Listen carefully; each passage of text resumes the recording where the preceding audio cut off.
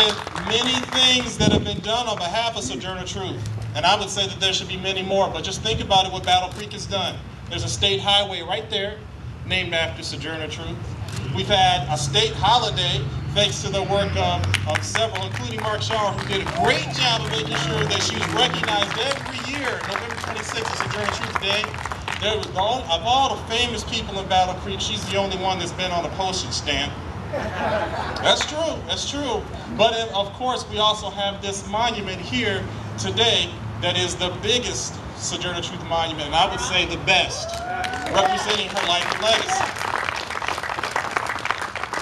But all of these things that have been heaped upon Sojourner Truth and her legacy, all the things and accolades that have been brought to her name are with good reason.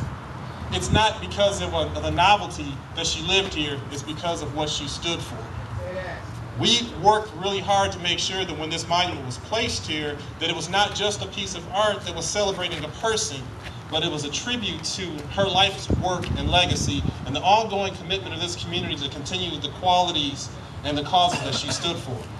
We built a Sojourner Truth Institute that carries out that work through educational programs and commemoration programs and several other activities to make sure that while there are still those who would listen, and we believe that's every day, that we'll have an opportunity to share her story.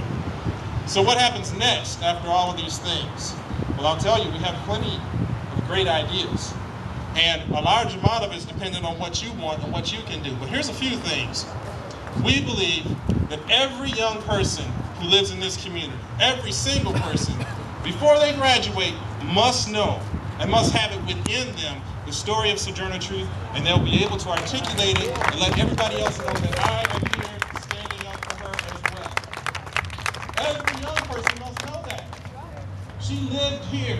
What better place for people to continue to embody her spirit than the young people who come out of this place? We want people to be able to come back and say, well, what's so special about Battle Creek? Your young people, they seem so just on fire about the idea of being straightforward and honest and fighting for equality and articulate and speaking well about these things. Well, look who they get to look to. They bet. So we're working hard to make sure that our educational materials, and we'll be working with our educators to make sure that they can teach this story well. But not only just to the students, but to everyone who lives here.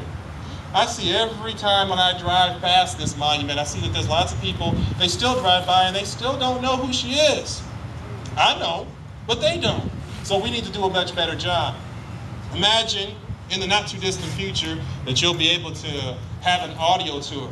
Yep, you can download it onto your iPod or MP3 player or put it in your car and hear her story as you drive by. It's not enough to see her. You need to know her story. So we're working to make sure that we upgrade the technology and use it to the best benefit so that people can know her story and carry it with them.